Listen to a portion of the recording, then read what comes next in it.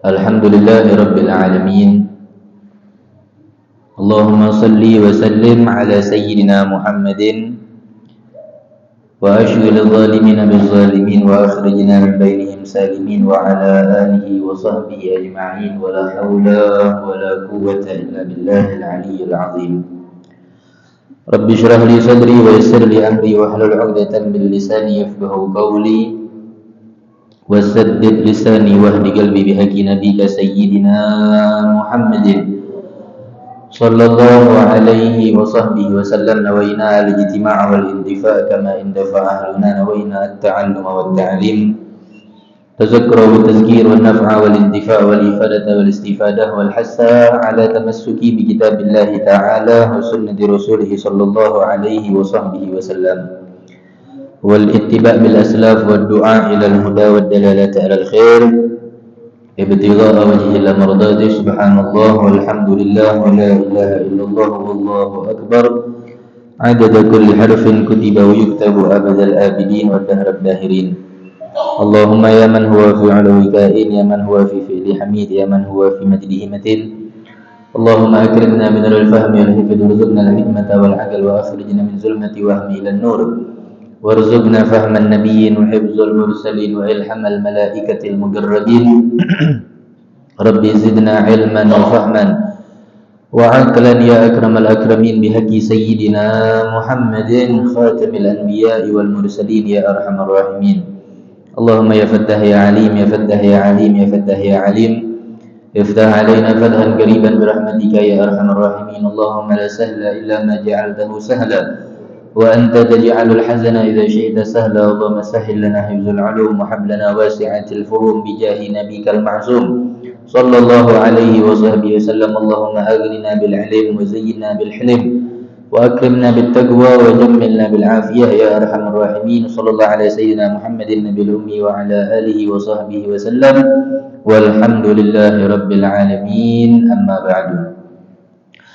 Alhamdulillah, segala puji bagi Allah Subhanahu wa taala yang masih memberikan kita umur yang panjang dalam keadaan sehat wal afiat, sehingga masih diizinkan oleh Allah Subhanahu wa taala kembali kita duduk, berkumpul, bermunajat, meminta, bersolawat kepada baginda Nabi besar Muhammad sallallahu alaihi wasallam.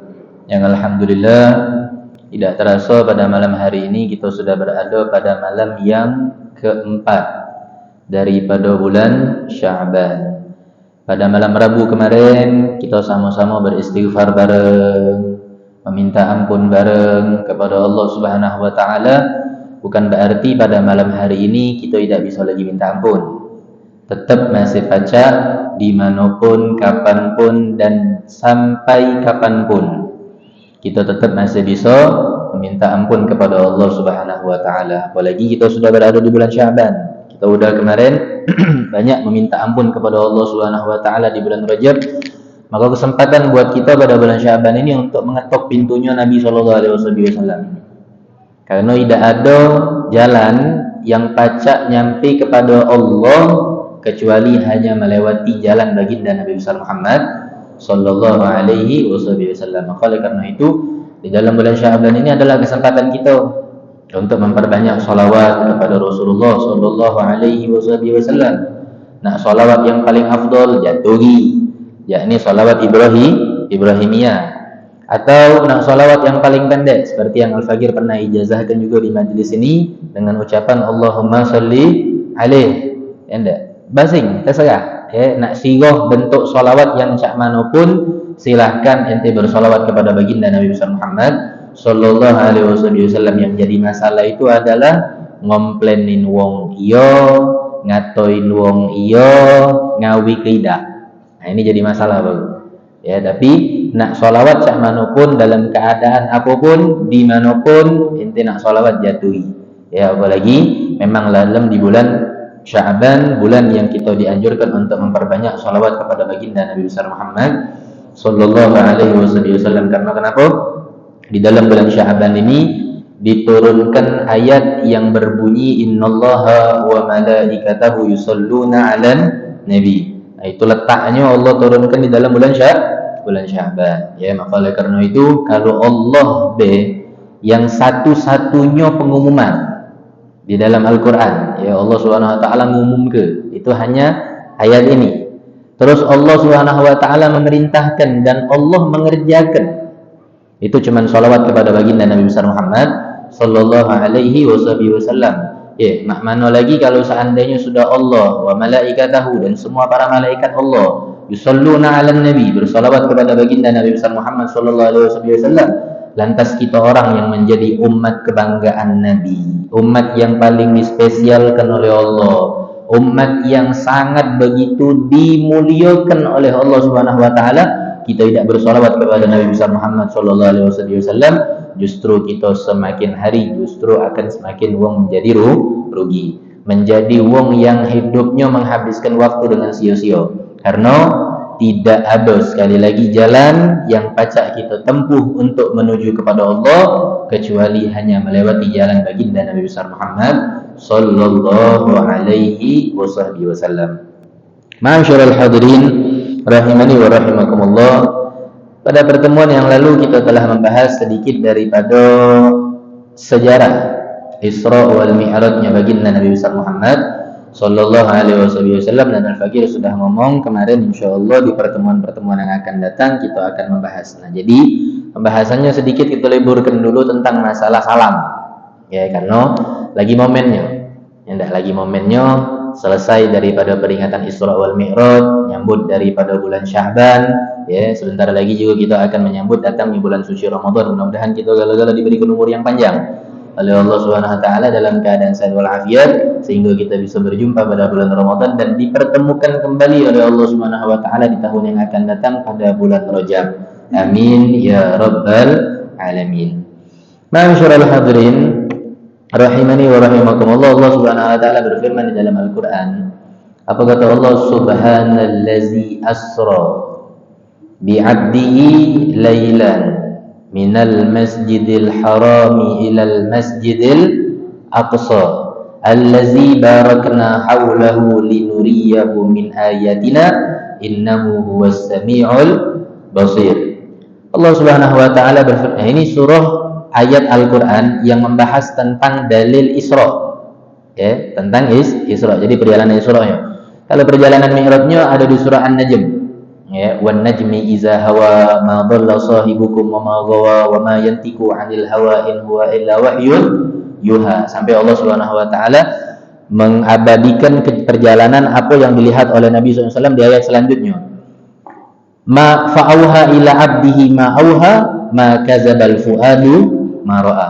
Ya, nah itu tentang dalil untuk perjalanan Mi'raj. Kalau Isra yakni adalah subhanalladzi asra bi 'abdihi lailan. Apa kata Allah Subhanahu wa taala? Subhanallazi, maha suci Allah. Ya, maha suci Allah. Yang kita tahu kalimat subhanallah ini adalah kalimat-kalimat yang sering kita ucapkan apabila kita melihat keanehan atau kelebihan atau daripada keagungan daripada ciptaan Allah Subhanahu wa taala. Seringkali kita jenguk itu kalimat langsung spontan dengan ucapan kita omongkan apa? Subhanallah. Karena memang tidak masuk akal, karena memang ajaib, karena memang aneh perjalanan daripada Isra wal Mi'raj dulu. Itu perjalanan Isra wal Mi'raj itu dari kota Mekah ke kota Palestina. Itu menggunakan kendaraan. Ya, menggunakan kendaraan. Entah itu onta, entah itu kuda. Ya, pokoknya diomongkan dengan menggunakan kendaraan, tapi mu'tamad ulama sepakat banyak yang ngomongkan itu adalah menggunakan kendaraan onta. Dari Masjidil Haram ke Masjidil Aqsa itu menghabiskan perjalanan 1 bulan penuh. Itu dari Masjidil Haram dari Masjidil Haram ke Masjidil Aqsa. Nah, di sini Nabi Muhammad dari Masjidil Haram ke Masjidil Aqsa itu ada mampir-mampirnya. Ya enggak? Tidak langsung berdebis, langsung lurus, tidak. Enggak. Ada tempat yang disinggahi oleh baginda Rasulullah sallallahu alaihi wasallam. Enggak. Tapi pas ketika balik, Sayyidatina Aisyah radhiyallahu anha wa ardhaha, beliau meriwayatkan apa? Tempat duduknya Nabi sallallahu alaihi wasallam ketika selesai daripada Isra wal Mi'raj masih anget. Jadi kalau ente masuk ke di akal, tak masuk ente. Ente pejel-pejel pula jual otak ente tak bakal pecah. Karena kenapa? Sudah di luar daripada kapasitas penampungan batas otaknya ente. Tidak bakal baca. Ente harus mengimani daripada apa yang diperjalankan oleh Allah Subhanahu Wa Taala kepada Nabi Muhammad SAW, selesai itu. Nah, kalau ente nak masuk ke tak baca. Karena apa? Otak kita, akal kita punya batasan. Setiap makhluk ciptaan Allah Subhanahu Wa Taala tidak cuma terkhususkan dengan manusia. Entah itu jin, entah itu malaikat, entah itu binatang, semua ciptaan Allah itu punya yang namanya batasan. Kecuali siapa? Allah Subhanahu Wa Taala dan baginda Nabi besar Muhammad sallallahu alaihi wasallam. Apa kata Allah selanjutnya? Allazi asro, yang aku perjalankan. Asro ini asal kalimatnya saro. Nah, asro ini artinya perjalanan di malam hari. Menggunakan sigot af'ala, at-ta'diyah. Nah, itu namanya asro. Artinya berjalan di waktu malam. Bi abdihi, atas hambaku. Nah, abdi di sini Nabi SAW itu memiliki banyak sekali panggilan gelar dari Allah Subhanahu Wa Taala. Banyak. Di antara semua panggilan yang Allah panggil gelaran untuk Nabi, itu yang paling Nabi demeni cuma siko. Apa itu? Abdi. Karena hakikat sesungguhnya kita ini semuanya adalah hambanya Allah. Siapapun ente. Nak ente presiden, nak ente rakyat biasa, bahkan malaikat ataupun binatang, semua ciptaan Allah SWT, semuanya adalah hambanya Allah. Sebagaimana Allah Subhanahu Wa Taala berfirman dalam Al-Quran, wa ma khalaqtul jinna wal insa illa liya'budun. Tidaklah aku menciptakan jin dan manusia kecuali untuk beribadah kepada Allah. Maksudnya apa? Menyembah Allah Subhanahu Wa Taala. Nah, tidaklah kita menyembah sesuatu berarti selain daripada berarti kita itu menunjukkan bahwasanya apa? Diri seseorang itu adalah seorang hamba. Hamba siapa? Hanya Allah Subhanahu Wa Taala yang patut untuk kita jadikan Tuhan. Selain Allah tak baca. Amin. Lailan. Nah, sudah asro tadi, Allah tambahi lagi pula dengan lailan di waktu malam. Berarti ditakkid, diberikan penekanan, penjelasan yang lebih detail bahwasannya perjalanan yang dilakukan oleh Allah Subhanahu Wa Taala. Ingat oleh Allah. Kalau menurut kehendak Nabi, tak baca Nabi. Kalau menurut hawa nafsunya Nabi, menurut kekuatan Nabi tak bakal baca. Kan kemarin sudah Al-Fagir gambarkan, laksanaannya ada seorang anak yang budak itu kita tahu tak kate kemampuan untuk pacak naik ke lantai 10. Tapi dia ngomong sama ente, anak baru naik dari lantai 10, baru turun dari lantai 10. Percaya tak ente? Tidak bakal percaya. Karena kenapa? Di luar daripada kemampuan seorang anak yang masih kecil tersebut. Untuk apa? Naik ke pucuk lantai 10. Tapi kalau seandainya seorang balita atau anak kecil tersebut yang dia ngomong sama kita bahwasanya aku tadi diajak oleh abah atau umi aku naik ke lantai 10 dengan cara digendong, percaya tak ente? Percaya. Nah, itulah juga Nabi SAW. Kalau Nabi dulu tak bakal baca. Tapi yang menjalankan Nabi adalah Allah Subhanahu Wa Taala yang maha segala-galanya. Di waktu malam, minal masjidil harami ilal masjidil aqsa, dari masjidil haram ke masjidil Aqsa. Nah, Allah sifatkan tentang Masjidil Aqsa ni alladzi barakna haulahu, yang Allah Subhanahu Wa Taala berikan kemuliaan di sekitar daripada Masjidil Aqsa tersebut. Linuriyahu min ayatina, untuk apa? Untuk menunjukkan ayat-ayat keagungan kebesaran Allah Subhanahu Wa Taala. Innahu huwas samiul basir. Sungguhnya Allah Subhanahu Wa Taala maha mendengar dan maha melihat. Hanya Allah Subhanahu Wa Taala. Terus masalah untuk ayat Isra, untuk ayat Mi'raj, seperti yang Al-Fagir sudah sebutkan tadi, wan najmi idza hawa ma dhalla sahibukum wa ma yantiqu 'anil hawa in huwa illa wahyun yuha. Dan Allah Subhanahu Wa Taala mengabadikan apa yang dilihat oleh Nabi sallallahu alaihi wasallam di dalam ayat yang selanjutnya, fa auha ila 'abdihi ma auha ma kadzabal fuadu ma ra'a. Sungguhnya aku Allah Subhanahu Wa Taala, kata Allah, sungguhnya aku, kata Allah Subhanahu Wa Taala, telah mewahyukan apa yang ingin aku wahyukan kepada hamba-Ku tersebut. Ini siapa? Baginda Nabi besar Muhammad sallallahu alaihi wasallam. Ma kadzabal fuadu ma ra'a. dan hatinya itu tidak pernah berbohong dengan apa yang telah dilihat oleh baginda Nabi besar Muhammad sallallahu alaihi wasallam. Karena kenapa? Setelah turun daripada Mi'raj, nah ini tugasnya Nabi nih. Untuk apa? Menyebarkan daripada apa yang dilakukan oleh Nabi semalam kepada siapapun yang ia temui. Karena ini perintah dari Allah Subhanahu wa taala. Nah, ma'asyiral hadirin rahimani wa rahimakumullah, kalau ngomongkan tentang ahadis, itu banyaknya. Ya enggak, tentang hadis-hadis Nabi sallallahu alaihi wasallam yang meriwayatkan tentang perjalanan Isra wal Mi'raj. Seperti contoh dari hadis sahih, ya enggak, yang diriwayatkan oleh Imam Muslim dalam sahihnya, ataupun ahadis yang hasan yang diriwayatkan oleh Al-Imam Al-Baihaqi di dalam Dalailnya, dan masih banyak lagi riwayat-riwayat yang dhaifah, yang lemah. Terus yang mana ulama kita juga sudah menyusun khusus tentang perjalanan Isra wal Mi'raj di dalam kitab-kitab yang disusun oleh imam-imam kita, seperti fa'allaf al-imam Ahmad bin Hajar al-Asqalani. Ya, beliau menceritakan, memberikan judul daripada kisah Isra wal Mi'raj itu, menceritakan perihal Isra wal Mi'raj Nabi sallallahu alaihi wasallam, dibuatkan sikok kitab yang khusus.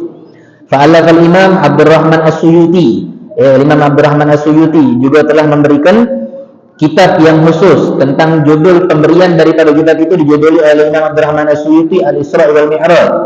Dari kalangan mutaakhirin, ya, allaf al-imam Asy-Syaikh Abdullah As-Siraji, Asy-Syaikh Abdullah Siraji, yang diberikan judulnya Muhadharat fi Isra wal Mi'raj, dan dikarang oleh al-Imam As-Sayyid Al-Habib Muhammad bin Ali Al-Maliki Al-Anwar Al-Bahiyah fi Qissatul Mi'raj Khairil Bariyah, wa allaf al-Sayyid Abdullah Ja'far Al-Mudhir Ba'alawi, yang diberikan judul Qissatul Isra wal Mi'raj, dan masih banyak lagi kitab-kitab ulama-ulama kita yang mengarang tentang perjalanan Isra wal Mi'raj baginda Nabi besar Muhammad sallallahu alaihi wasallam. Nah, sekarang kita masuk dalam perjalanan Isra dulu.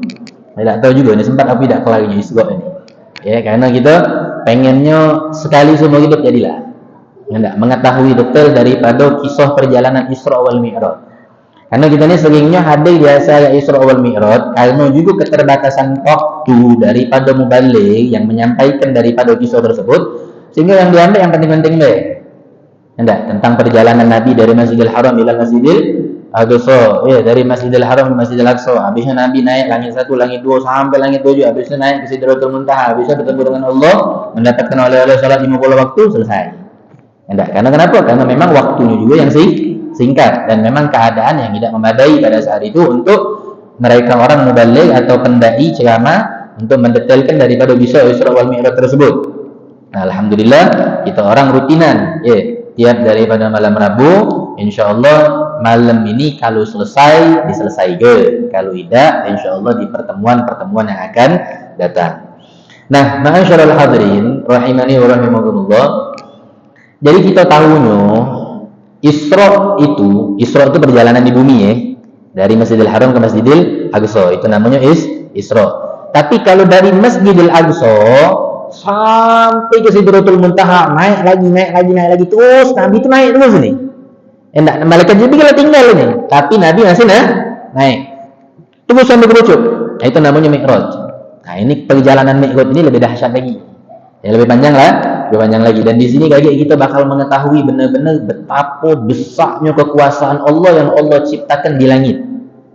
Sehingga kita tuh sering ngomongkan bahwasanya dengan istilah, kecilan dunia ini, apabila kita ketemu dengan uang yang mungkin jarang kita temui, atau mungkin kita ketemu dulu kita yang baru kita kenal pada saat itulah, sehingga kita ngomongkan apa? Dunia ini kecilnya. Memang dunia ini kecil. Apalagi ketika kita sudah mengetahui perjalanan Mi'rajnya Nabi SAW, yang Nabi itu bukan cuma sikok tempat yang beliau lewati, tapi berpuluh-puluh bahkan beribu-ribu tempat yang bakal dilewati oleh baginda Nabi Muhammad sallallahu alaihi wasallam, dan itu hanya ditempuh dengan jarak waktu yang singkat-singkat mungkin. Nah, setidaknya tujuan Al-Faqir adalah biar kita ini ada pemberian mau'izah. Mau'izah itu nasihat atau bekas-bekas yang bakal kita berikan kepada anak cucu kita yang akan datang, sehingga mereka itu tidak buta nian dengan yang namanya syariat, apalagi tentang masalah sejarah Nabi Muhammad SAW mendapatkan perintah solat yang kita melakukannya di dalam sehari semalam sebanyak 5 waktu. Nah, yang kita tahu dari Masjidil Haram ke Masjidil Aqsa, karena sesuai daripada ayat Al-Quran tersebut, minal Masjidil Harami ilal Masjidil Aqsa, dari Masjidil Haram ke Masjidil Aqsa. Padahal pada saat itu Nabi SAW bukan ada di Masjidil Haram. Jadi pada malam itu Nabi SAW itu sedang menginap di rumah misan beliau. Di rumah misan beliau. Siapa namanya? Ummu Hani. Ummu Hani. Nah, pada malam itu Nabi itu tidur di situ. Di rumah Ummu Hani ini. Misannya Nabi. Siapa beliau ini? Beliau ini adalah saudarinya Sayyidina Ali bin Abi Thalib. Jadi malam itu Nabi Muhammad di rumah Ummu Hani. Lagi lemak-lemak Nabi ini tidur, dibanguni oleh malaikat Jibril. Dan pada saat itu malaikat Jibril datang tidak dewean. Malaikat Jibril datang tidak dewean. Malaikat Jibril datang bersama malaikat Mikail beserta satu kendaraan yang telah dibawa oleh malaikat Jibril, yang kita galau-galau sudah tahu. Enggak. Nah, kendaraan ini namanya apa? Buraq. Ya, kendaraan buraq. Masyaallah hadirin rahimani wa rahimakumullah. Tentu perjalanan kisah Isra wal Mi'raj ini tidak bakal pacak kita lupakan kejadian sebelumnya. Yang menjadikan sebab musabab Nabi Muhammad itu dijalankan oleh Allah untuk melaksanakan Isra wal Mi'raj. Ada sejarahnya. Apa dia sejarahnya? Sejarahnya Nabi pada tahun ke-10 daripada kenabian itu beliau diwafatkan oleh Allah Subhanahu wa taala seseorang yang paling sangat beliau cintai. Yang sangat begitu membela beliau, yang sangat berdiri di paling depan kalau Nabi itu ada apa-apa. Siapa itu? Sayyidina Abu Thalib, paman beliau. 3 hari setelahnya beliau mendapatkan musibah lagi. Ya enggak? Yakni apa? Diwafatkan istri tercinta beliau. Siapa itu? Sayyidatuna Khadijah. Sedih Nabi. Nah, di sini juga masyaallah hadirin. Jadi kalau Nabi itu sedih, pacak tak pacak. Ya enggak? Buktinya Nabi Muhammad itu sangat kehilangan. Jadi kalau seandainya kita orang yang saat ini misal kedapatan daripada anggota keluarga atau yang paling kita cintai, seperti contoh abah atau umi kita atau paman kita atau mungkin istri kita atau anak kita yang meninggalkan kita di atas dunia ini, kita sedih aja. Enggak? Sebagai manusia yang wajar untuk melaksanakan kesedihan, kehilangan seseorang yang sangat kita cintai. Laksananya baginda Nabi SAW pun kita sedih. Yang diomongkan kita tahu kalau beliau ini manusia, lahkal bashar, tapi bukan seperti manusia dia biasa. Tapi sifat sedih itu masih ada dalam badan Nabi Muhammad Sallallahu alaihi wasallam. Nah, setelah tahun ke-10, tahun ke-11, Nabi Sallallahu alaihi wasallam itu beliau berdakwah ke kota Taif. Sampainya di Taif, Nabi Muhammad juga bukan mendapatkan penerimaan, tapi Nabi Muhammad Sallallahu alaihi wasallam mendapat cacian, makian, pukulan, hinaan dan semua. Ya, sampai maaf, tubuhnya Nabi SAW babak belur. Berapa banyak dari anggota tubuhnya Rasulullah yang berdarah. Ya enggak, ketika beliau datang ke kota Taif. Ya, kalau kita ni yang berdakwah sebagai wong yang diberikan gelar seorang pendakwah, tak kata apa-apa. Ya enggak, jangankan di zaman kita sekarang. Ya, kalau kita nak tengok buka sejarah bukan zaman Nabi, di zaman sahabat-sahabat atau mungkin di bawah lagi dah. Kita buka di zaman kiai-kiai kita dulu.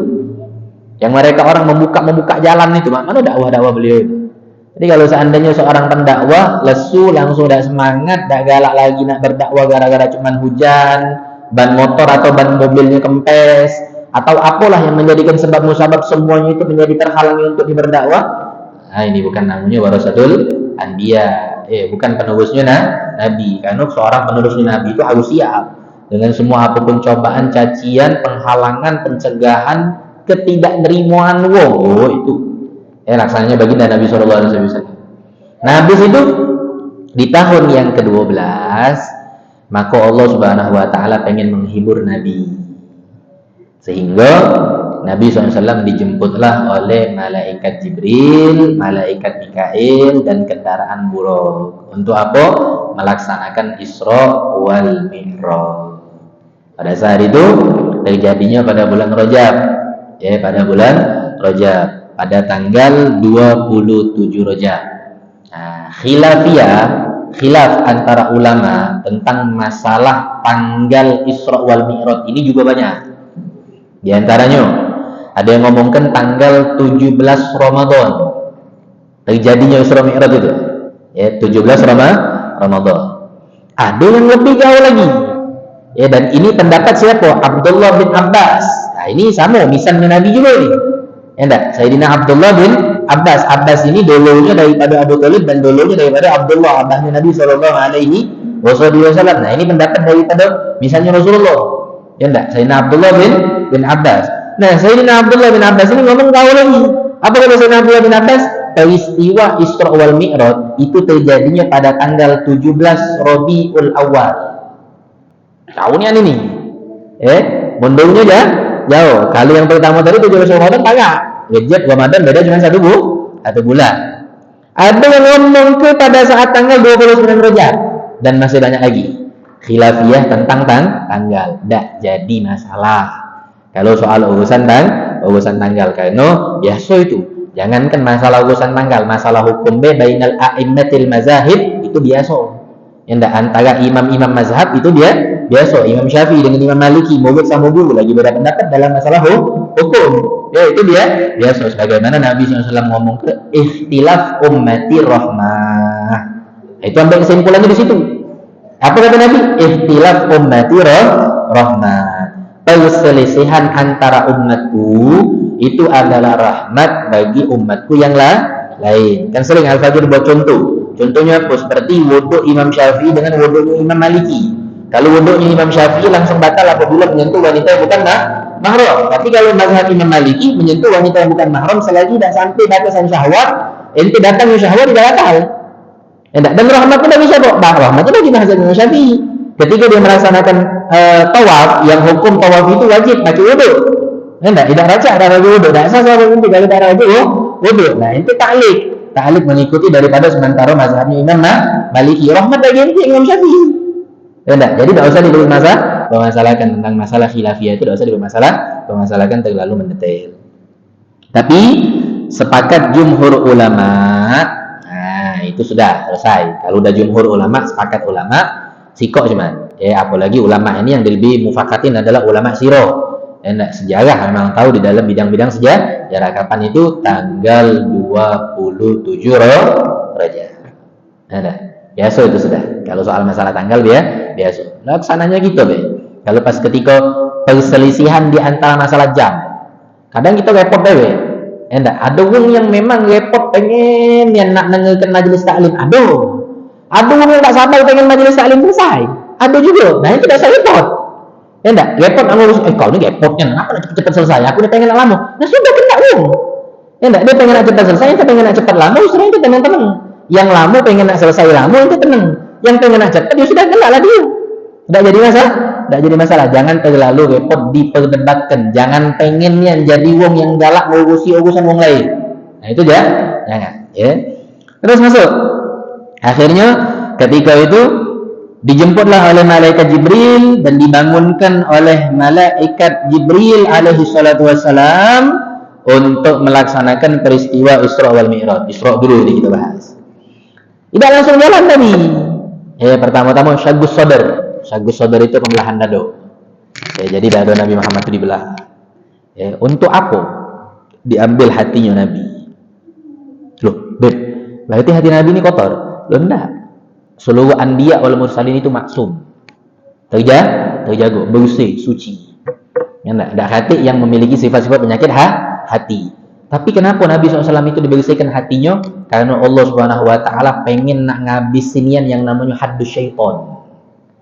Batasan syaitan itu pengen nak dibersihkan totalitas oleh Allah Subhanahu Wa Taala. Ialah melalui daripada pelantara malaikat Jibril. Dibelahlah dada, dicuci dengan ma'uz zamzam, dengan air zamzam. Nah, habis itu malaikat Jibril baru ngajak Nabi untuk naik buraq.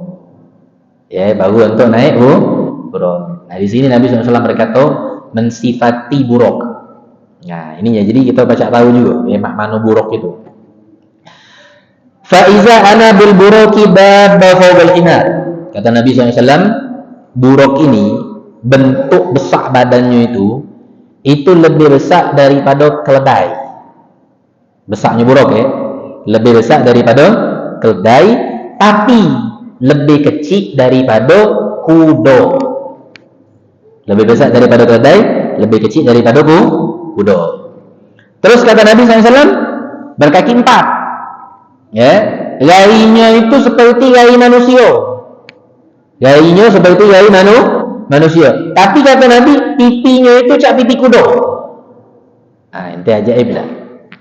Ini menunjukkan kebesaran Allah Subhanahu wa taala menciptakan berbagai macam jenis di dalam satu wujud. Buruk itu cuma siko. Enggak, tapi apa? Badannya lebih kecil daripada kuda, lebih besar daripada keledai. Kakinya 4. Nah, berarti kalau kita ngomongkan kaki 4, berarti bukan manusia. Macam binatang. Tapi pas ketika nengok gai, kata Nabi Muhammad, gainya macam manusia. Pas kita detail lagi ke pipinya bukan pipi manusia, tapi pipi kuda. Nah, terus kata Nabi apa? Kakinya pecah kaki onto. Nah, nama pening kalau otak ente. Kakinya cak kaki onto. Gai manusia, pipi kuda, kakinya onto. Habis ini ente lebih metak malah lagi ente. Apa kata Nabi? Kukunya cak kuku sapi. Nah, jangankan perjalanan Isra atau lagi Mi'raj, ente mikirkan buruk ini tak muat otak ente. Apalagi ente mikirkan Isra, ente mikirkan Mi'raj. Laksananya kita dari tiga juga manusia yang kita sebenarnya tidak boleh ngomongkan kekurangan. Enggak, Allah Subhanahu wa taala memberikan umumnya jari manusianya ada 10. Tapi ada yang Allah Subhanahu wa taala berikan jarinya itu lebih sikok. Nah, makanya kita tidak boleh ngomong kurangan. Umumnya 10 tapi lebih. Nah, ini juga muji Allah Subhanahu wa taala, mengagungkan daripada ciptaan Allah. Diinjak oleh Allah 11, habis diinjak oleh Allah 12. Dan yang lebih Masya Allah lagi, dari 11 atau 12 tersebut jarinya itu pacak lebih di sini. Kalau gitu kita 10. Nah, makanya Masya Allah hadirin yang dimuliakan oleh Allah Subhanahu wa taala, ketika kebesaran yang Allah tampakkan, ente nak masukkan dalam otak ente tidak bakal masuk. Tidak bakal masuk. Kukunya cak kuku sapi, kata Nabi. Dadonya ini punya dado yang sangat besar. Ya, dadonya itu punya dado yang sangat besar. Punya pundak loh. Kalau ente nak ngomongin kuda, tak kuda. Kalau ente ngomongkan sapi, mungkin sapi, karena sapi ada juga pundak. Tapi kalau ente nak ngomongkan unta, mungkin lebih signifikan ke unta. Enggak? Nah, pikirlah ente dewek. Kalau pening jangan minta bodek sama mana. Obati dewek pening ente. Karena ngurusi daripada ciptaan Allah Subhanahu wa taala tersebut. Nah, pundaknya punya pundak yang nonjol kata Nabi. Terus ini buruk, itu laksananya seperti seekor kuda punya alas untuk siap didudui. Nah, apa dia namanya? Sadar. Nah, punya alas itu. Atau sadar tadi. Kalau nak detail tentang masalah ini sama saja nih. Alat-alat kuda-kuda ini belum jago di dalamnya. Bahkan mana kuda lagi baca oleh ini. Nah, ini sunnah yang harus butuh diambil ilmunya dari beliau. Karena jarang di akhir zaman ini. Itu punya alas yang siap untuk diduduk oleh Rasulullah SAW itu terbuat dari surga. Langsung dibuat dari surga untuk duduk alasannya tersebut. Terus buruk ini punya 2 ekor sayap yang besar. Nah, punya sayap pula. Kalau disuruh malaikat, tak mungkin malaikat cak ini. Ada kuku sapinya, ada kaki untanya, ada punuknya pula. Tapi punya sayap. Nah, diomongkan binatang yang lainnya juga seperti burung, tak mungkin. Enggak, burung cuma punya kaki 2. Nak punya bebek, nak ngomong apa lagi? Jauh. Terus khutuhu muntaha tarfihi. Nah, ini yang ajaib. Satu langkahnya buruk. Nah, ini mungkin yang bisa ente masukkan ke dalam otak ente. Tapi sebenarnya tidak juga. Khutuhu muntaha tarfihi. Kata Rasulullah SAW, buruk ini satu langkah kakinya yang beliau langkahkan itu sepanjang mata beliau memandang. Sallallahu alaihi Nabi Muhammad. sepanjang mata beliau memandang. Jadi ini umpamaan kias dari ulama siro. Kalau seandainya si Buruk ini dari rumah Ummu Hani tadi, sepupunya Rasulullah atau misalnya Rasulullah dulu daripada Sayyidina Ali bin Abi Thalib tadi, dinino ujung daripada pandangannya itu adalah Masjidil Aqsa, berarti langsung nyampe. Ini kiasannya. Ya, walaupun pada saat itu Buruk mampir dulu. Kemana? Ke berbagai macam tempat. Ya, ini umpama kiasannya. Berarti kalau seandainya Buruk itu nengok dari rumah Ummu Hani tadi, langsung yang paling ujung penglihatannya itu adalah Masjidil Aqsa, kota yang ada di Palestina, masjid yang ada di dalam kota Palestina, langsung nyampe berarti. Ini menunjukkan kebesaran Allah Subhanahu wa Ta'ala.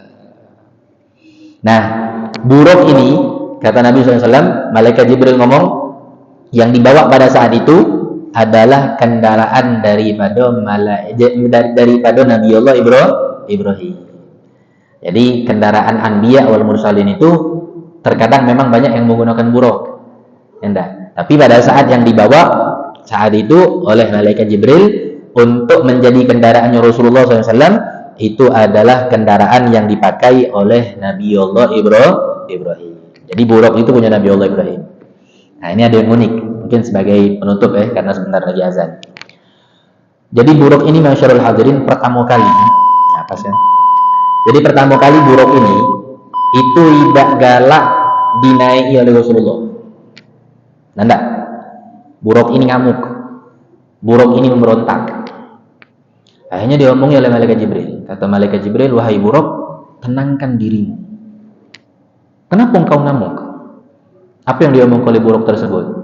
Kata buruk tersebut, Nabi Muhammad ini dia pernah megang berhala, sehingga aku tidak galak dinaiki oleh beliau. Jadi Nabi itu pernah megang berhala, sampai buruk itu ngamuk, tidak galak disentuh oleh Nabi. Akhirnya ditanya, malaikat Jibril pun terkejut pada saat itu. "Wahai Muhammad, apakah benar engkau pernah memegang berhala?" Nabi Muhammad SAW ngomong, "Benar, wahai Jibril. Di masa kecilku itu aku pernah megang berhala. Di masa kecilku itu aku pernah megang berhala." Nah, yang unik itu adalah di usia kecil seperti itu, Nabi Muhammad tuh mengeluarkan ucapan yang tidak mungkin dikeluarkan oleh usia seperti itu. Apa kata beliau? Sungguh celaka. Nah, ini sambil megang berhala tadi ya. Nabi ngucap ini sambil megang berhala. Sungguh celaka wong yang menjadikan kau sebagai Tuhan. Ini pada saat masa kecil Nabi Muhammad ngomong itu sambil megang berhala tersebut. Sungguh celaka wong yang menjadikan kau sebagai Tuhan. Maka sadar ini buruk dengan apa yang dilakukan oleh Nabi pada saat itu. Ya enggak? Dengan ucapan yang diucapkan Nabi ini sadar langsung buruk. Ya enggak? Dan disadarkan kembali oleh malaikat Jibril. Kata malaikat Jibril apa? "Wahai buruk, sesungguhnya tidak ada lagi sebelum atau sesudah seseorang yang akan pernah menaikimu yang lebih mulia daripada baginda Nabi besar Muhammad sallallahu alaihi wasallam." Maka seketika buruk itu langsung nunduk ke badannya dan siap untuk ditunggangi baginda Nabi besar Muhammad sallallahu alaihi wasallam. Nah, itu sedikit cerita tentang masalah buruk. Ya, nah, habisnya di pertemuan-pertemuan yang akan datang kita akan membahas tentang masalah rihlah. Rihlah itu mulai berjalan. Mulailah berjalannya Nabi SAW, mampir ke tempat ini, mampir ke tempat itu, jingok di mana-mana baik, dan ada intisari yang pasti bakal kita disambut. Dari semua tempat yang dilakukan, yang diperintahkan oleh malaikat Jibril untuk Nabi Muhammad mampir. Terutama tentang permasalahan wong yang di akhir zaman, di zaman kita sekarang ini yang sibuk membid'ah-bid'ahkan. Semua itu sudah dilakukan oleh Nabi Muhammad SAW atas perintah malaikat Jibril ketika perjalanan Isra. Kapan? Filigoil atiyah. Next time, pertemuan yang akan datang. Mudah-mudahan Allah Subhanahu wa taala berikan kita umur yang panjang dalam keadaan sehat walafiat, dalam keadaan Allah Subhanahu wa taala selalu izinkan kita diberikan keistiqomahan untuk selalu duduk di tempat-tempat yang diridhoi oleh Allah Subhanahu wa taala dan di tempat-tempat yang diridhoi oleh baginda Nabi Muhammad sallallahu alaihi wasallam. Amin ya rabbal alamin. Terakhir lupa sebelum nutup. Besok ini hari yang penting. Hari yang bersejarah buat seluruh wong yang memilih. Ana tidak ngomongkan mak ini mak itu tak ada. Hati-hati dengan tinta. Hati-hati dengan tinta. Tinta yang ente celup itu. Ya. Kalau tinta itu ente celupkan dalam keadaan yang tidak ente bersihkan, maka wudu ente tidak sah. Ya. Wudu ente tidak sah. Karena kenapa? Adanya penghalang untuk menyampaikan air ke kulit ente. Ya tinta dah tadi, apalagi jangan gino beliget-ligetnya nyelup ke tinta tadi. Sampai kadang-kadang tinggal ujung sini aja. Dikit ya, nah sudah selesai. Yang penting ada bentuk. Enggak, bukti bahasanya itu sudah nyoblos. Enggak. Nah kalau tidak bersihkan atau udah itu oles-oles kena ini, selagi memang tinggal cuman warnanya baik. Ya, bukan berarti masih menunjukkan ketebalan tinta itu. Ya enggak. Kan tinta itu kalau sudah selesai kan tinggal warnanya baik. Ya, tinggal kepucatannya itu tidak jadi masalah ente ketika ambil wudhu. Tapi kalau seandainya masih pas ketika itu tidak ente bersihkan, tidak ente osek-osekkan, ente kerik-kerikkan, wudhu ente tidak sah. Karena kenapa? Tinta itu menjadikan penghalang buat sampainya air ke dalam kulit. Dan siapapun yang ente coblos terserah ente. Tak kati hak untuk melarang satu sama lain. Adapun hasil ijtima ulama kemarin itu memilih yang terbaik dari yang baik. Memilih yang terbaik dari yang baik. Bukan berarti dihukumi wajib. Ya enggak, bukan berarti masyarakat ini harus sami'na wa ata'na nurut dan 100%. Beda itu, beda judulnya lagi. Ya enggak, kemarin itu adalah mengarahkan kita. Siapa yang menjadikan kita orang ini untuk biar umat tidak bingung. Muncullah nomor sekian misal. Nah itu hak pribadi inti. Nak melo atau tidak melo. Yang musibah itu apa? Na'udzubillah min dzalik. Ya sampai bermusuhan, mutusi hubungan tali silaturahmi. Aduh apa ini? Sampai bersikut-sikutan, sampai tidak galak lagi nak hadir masjid sholat berjamaah. Karena kenapa? Imamnya beda pendapat sama ente. Enggak, imam ini ngobrol sini, ente tidak ngobrol sini. Beda, tak boleh itu. Maafkan, minta maafnya. Kadang-kadang yang modelan ini yang kita perjuangkan mati-matian, ente kalau sudah duduk bocor, ente ditolak lagi dah. Ketika dia lagi jadi, ente kita perjuangkan dulu. Dia lagi bocor, oh nyende-nyende, berkipas-kipas dulu, ente ditolak, tidak. Jadi untuk apa? Sudah ada terlalu gino muluk-muluk sampai seandainya na'udzubillah min dzalik juga terjadi sama ente seperti yang terjadi di luar. Ada seorang anak musuh umatnya. Bakal ada pula lagi di Palembang ini monumen museum daripada maling kundang yang ada di Padang. Na'udzubillah ini. Enggak, sudah repot dah usah ngurus yang itu. Besok kita minta sama Allah Subhanahu wa taala agar Allah Subhanahu wa taala berikan pemimpin yang adil buat kita. Pemimpin yang bijaksana, pemimpin yang amanah. Pemimpin yang insya Allah bakal selalu perhatian buat rakyatnya. Amin ya rabbal alamin. Tak usah takut ngomong amin. Ya, tak usah takut ngomong amin. Mamang mereka yang berkacamata itu belum Allah ciptakan amin sudah ada. Benar tak? Mamang mereka yang kacamata itu sebelum dia diberikan gelar julukan amin, Allah sudah ciptakan amin duluan. Kenapa kita nak takut menyebut amin? Ya, makanya mudah-mudahan Allah Subhanahu wa taala besok berikan pemimpin yang adil. Pemimpin yang bijaksana, pemimpin yang insya Allah menjadikan kita sebagai wong yang dicintai oleh baginda Nabi Muhammad sallallahu alaihi wasallam. Amin Allahumma amin ya rabbal alamin. Allahumma ja'alna mana hadza jama'an marhuma wa tafarraqna min ba'di farqan ma'suna la taj'al fina wa la hawalaina shay'an matrudan wa mahruman bi rahmatika arhamar rahimin. Allahumma ya mahawwil al-ahwal hawwil hanana wal muslimin ila hasanil hal bihaqi maula billah bihaqi haula irjal. Allahumma hadina bi hudak wa ja'alna mimman yusari fi ridak wa la tuwadina waliyan siwak wa la taj'alna mimman khalafa amraka wa asab wa hasbunallah wa ni'mal wakil wa la hawla wa la quwwata illa billahi al-'aliyyil 'azim. Sallallahu alaihi wasallam Muhammadin nabiyil ummi wa ala alihi wasallam walhamdulillahi rabbil alamin. Assalamualaikum warahmatullahi wabarakatuh.